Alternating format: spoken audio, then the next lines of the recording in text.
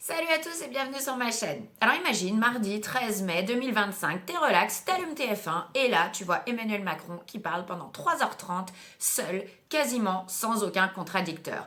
Même ceux qui sont présentés comme des contradicteurs sont des gens qui l'ont soutenu, comme Agnès Verdier ou Robert Ménard, tout un programme. Alors c'était un show télé préparé sur mesure à sa gloire, bien rodé et pas un journaliste qui creuse. Et là tu te demandes, est-ce que c'est normal ? En fait, est-ce que c'est du journalisme ou est-ce que c'est une campagne de com'? Les journalistes ont-ils encore un esprit critique? Moi, ça me désole parce que, en fait, à la base, le journalisme, c'est censé être une lumière qui guide nos sociétés, c'est censé être le quatrième pouvoir, mais là, on dirait un brouillard d'enfumage, de mensonges. Et lundi, la veille donc, le pape Léon XIV au Vatican a lui lâché une phrase qui m'a secouée. Il a dit « Les journalistes sont les gardiens de la vérité ». Alors en théorie, c'est vrai, mais franchement, après ce qu'on a vu sur TF1, ce qu'on voit régulièrement dans la pratique sur les chaînes info, est-ce qu'ils le sont encore ? Je pense que vous avez, comme moi, la réponse. Alors, entre des médias qui répètent des discours officiels comme des perroquets, les attaques contre ceux qui osent penser différemment et une liberté de la presse qui s'effondre, je me pose une question. Le journalisme, est-ce que c'est encore de l'info ou est-ce que c'est devenu de la propagande ? Restez avec moi, on va décortiquer tout ça ensemble et croyez-moi, vous allez être choqués. Alors, la charte de Munich, c'est quoi ? On remonte en 1971, un journaliste français, Paul Parisot, syndicaliste et résistant, et la Fédération européenne des journalistes se réunissent pour dire le journalisme, en fait, c'est une mission sacrée. Ils écrivent la charte de Munich, un texte avec 10 devoirs et 5 droits pour que les journalistes restent libres et honnêtes. Quelques exemples, je vous donne. Par exemple, le devoir numéro 1, c'est respecter la vérité, peu importe les conséquences, parce que le public a le droit de savoir, un droit absolu. Devoir numéro 2, publier seulement les infos vérifiées et pas des rumeurs. Devoir numéro 5, protéger les sources comme les lanceurs d'alerte qui risquent tout. Ou encore devoir numéro 8, respecter la vie privée, pas de sensationnalisme. Et les droits, alors le droit numéro 1, c'est accéder librement à toutes les sources d'information. Le droit numéro 2, refuser toute pression, que ce soit d'un patron, d'un gouvernement ou d'un annonceur. Ce texte, en fait, si on résume, c'est une boussole incroyable. Mais hier soir, pour revenir à cette émission, enfin mardi soir sur TF1, où était cette charte ? Peu de questions critiques, pas de vérification des déclarations d'Emmanuel Macron en direct, alors qu'ils doivent avoir des teams de fact-checkers. Juste un tapis rouge pour le pouvoir. Pas de chance, il a quand même été mauvais malgré tous les moyens qui avaient été mis en place. Mais la charte dit « Soyez impartiaux, recherchez la vérité. La vérité est plus importante que tout. » Et là, on était loin du compte. Et le pape Léon XIV, lundi, a repris cette idée. Seuls des peuples informés peuvent faire des choix libres. Informer, c'est respecter la liberté d'expression. C'est un don de Dieu, a-t-il dit. Mais cette charte, donc qui devrait être la référence, vous l'entendez dans les médias ? Moi, j'en entends jamais parler. Elle est devenue un vieux papier oublié. Et ça, en fait, ça devrait être un signal d'alarme pour nous tous. Pourquoi on n'en parle plus, à part sur les réseaux sociaux, de temps en temps, on voit le terme passer. Et si ça vous révolte, eh ben dites-le en commentaire sous la vidéo. Alors pourquoi cette charte de Munich est tellement bafouée ? Et pourquoi cette dérive qu'on constate sur toutes les chaînes qui disent faire de l'information empire de jour en jour ? Alors, il faut regarder la théorie contre la pratique. La première dérive, c'est bien évidemment l'argent.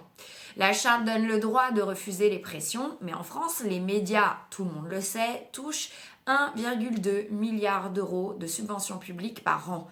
Des journaux comme Le Monde, Le Parisien, Libération en dépendent. Et pourtant, ils appartiennent à des milliardaires. Donc on peut se poser la question du vrai besoin de subvention de ces journaux. Résultat, ils évitent de critiquer le gouvernement et on peut légitimement se poser la question, est-ce qu'on peut être réellement indépendant et neutre quand on est autant subventionné ? Est-ce qu'on peut cracher dans la main qui nourrit?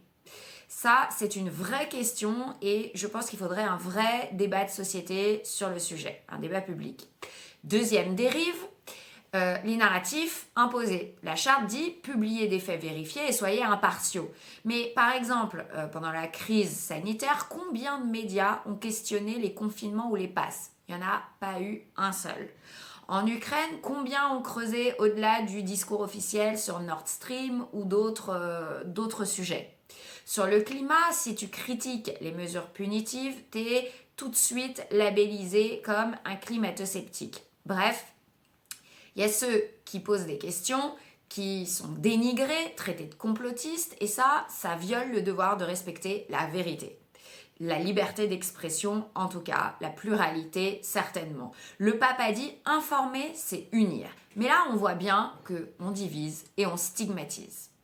La troisième dérive, c'est la cancel culture, avec le wokisme et toutes ces dérives idéologiques. La charte garantit la liberté de critiquer.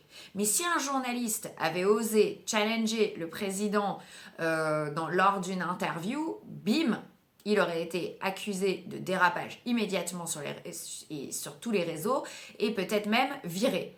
Tous ceux qui ont osé être modérés et se poser des questions légitimes publiquement pendant les dernières crises se sont vus exclure et tuer socialement. Léon XIV a dit « La vérité exige du courage ». Mais comment on peut être courageux quand on a peur de tout perdre ?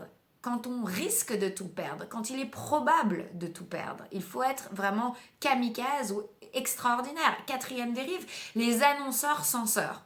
La charte interdit d'accepter des consignes d'annonceurs.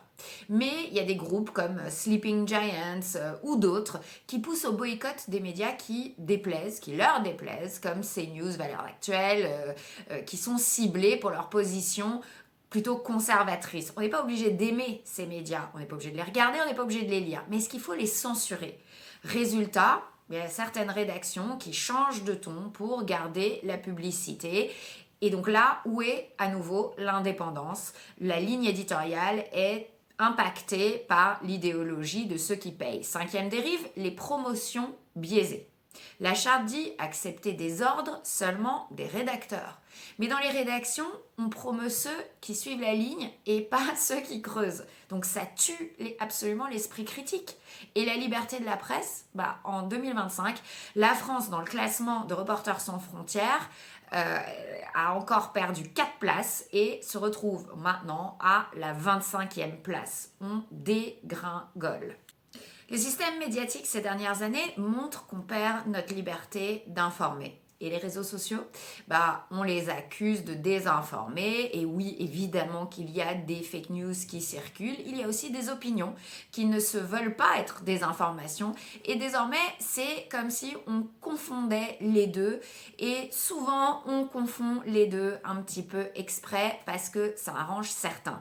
Mais les réseaux sociaux sont un bouc émissaire bien pratique. Quand les journalistes répètent des discours gouvernementaux et se font le porte-voix du gouvernement sans vérifier, ils ouvrent la porte à la méfiance. Et ça, c'est une réaction normale qui est humaine. Les réseaux ne sont pas le problème. En fait, ils ne sont qu'un thermomètre de la société. C'est l'échec des médias à respecter la charte de Munich qui sont vraiment le problème. Les réseaux sociaux ne reflètent que la réaction de la réalité, des gens dans la réalité. Et le plus inquiétant, c'est que ces dérives empirent. On se demande où est la limite entre le militantisme, la propagande et la véritable information.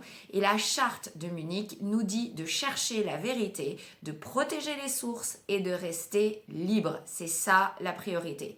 Mais en pratique, on s'en éloigne chaque jour de plus en plus. D'ailleurs, je ne sais pas si vous vous souvenez, mais en septembre 2023, un autre cliquet a été franchi quand la journaliste Ariane Lavrieux avait été perquisitionnée et placée en garde à vue. Et il y avait eu des organisations de journalistes et des associations de défense de la liberté de la presse qui avaient vivement dénoncé une atteinte au secret des sources. C'était gravissime et encore une fois, c'était un nouveau cliquet dans le recul de la liberté de la presse et de la liberté d'expression. Alors ce constat, il fait mal, il est vraiment triste. Aujourd'hui, seulement 30% des Français font confiance aux médias. 30%. C'est même pas un tiers de la population. Et la source, c'est le Digital News Report 2024 de Reuters Institute, pour ceux qui se demandent. Voilà, ces dernières années, la pensée unique imposée dans les médias a encore fracturé cette confiance.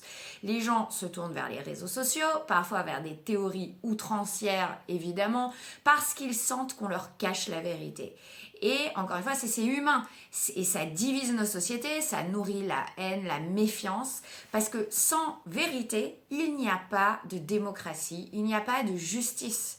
Le pape Léon XIV l'a dit, la vérité est une lumière qui guide les peuples. Et on n'a pas besoin d'être croyant pour être d'accord. Même quand les journalistes abandonnent la charte de Munich, si la seule ligne autorisée est celle du pouvoir, on va où ?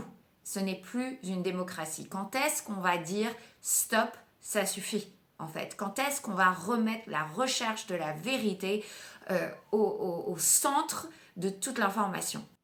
Mais la bonne nouvelle, c'est qu'on n'est pas condamné. Le pape Léon XIV, lundi, nous a appelés à être courageux et la charte de Munich nous donne la voie, c'est une véritable boussole. Comment? Alors d'abord, il faut libérer les médias de l'argent qui les enchaîne. Les subventions doivent être transparentes, sans pression.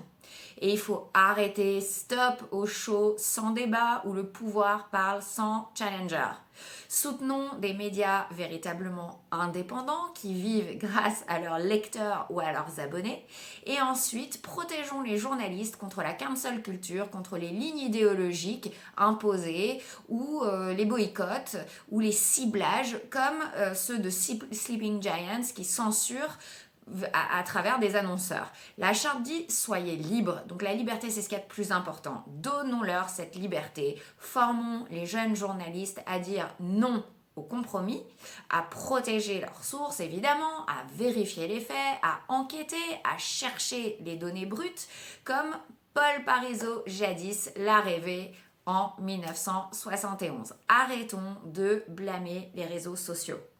Les médias, évidemment, les réseaux sociaux, ce ne sont que des baromètres. Les médias doivent redevenir des modèles de recherche de la vérité, pas des relais de propagande comme on le voit partout en ce moment sur toutes les crises sanitaires, sur les guerres, sur le climat, etc.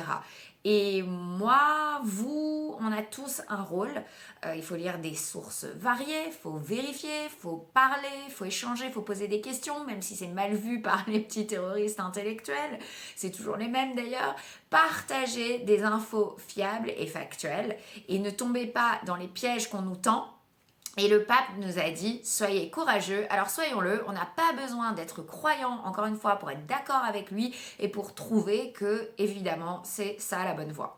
Alors il faut toujours se rappeler que la vérité, c'est la lumière de nos sociétés. Sans vérité, pas de démocratie. La charte de Munich, qui est née du rêve de Paul Parisot, c'est notre boussole absolue. Il faut respecter la vérité, protéger les sources, refuser les pressions des gouvernements, des patrons, des annonceurs, entre l'argent, les narratifs imposés, le dénigrement des opposants, les boycotts comme ceux de Sleeping Giant et l'autocensure par peur, en fait, une liberté de la presse qui s'effondre, et des réseaux sociaux qu'on accuse pour cacher les fautes des médias, on est véritablement, je le crois sincèrement, à un tournant. Ça me touche parce que, encore une fois, sans vérité, on perd notre liberté, ce qui est le plus important, et évidemment notre humanité. Et en ce moment, il faut vraiment lutter contre cette dérive de déshumanisation de la société. Alors, est-ce que vous, ça vous inquiète? Dites-le moi en commentaire. L'émission d'Emmanuel Macron de mardi, c'était de l'info ou de la propagande selon vous? Et qu'est-ce qu'on peut faire pour sauver le journalisme qui est en train de sombrer? Partagez cette vidéo si vous voulez qu'on en parle plus et abonnez-vous pour qu'on creuse ces sujets et plein d'autres ensemble. Voilà, la vérité compte. Je ne vais pas citer le titre d'une célèbre émission, mais ça compte, c'est vrai, plus que tout. Donc, je vous embrasse et je vous dis à très vite.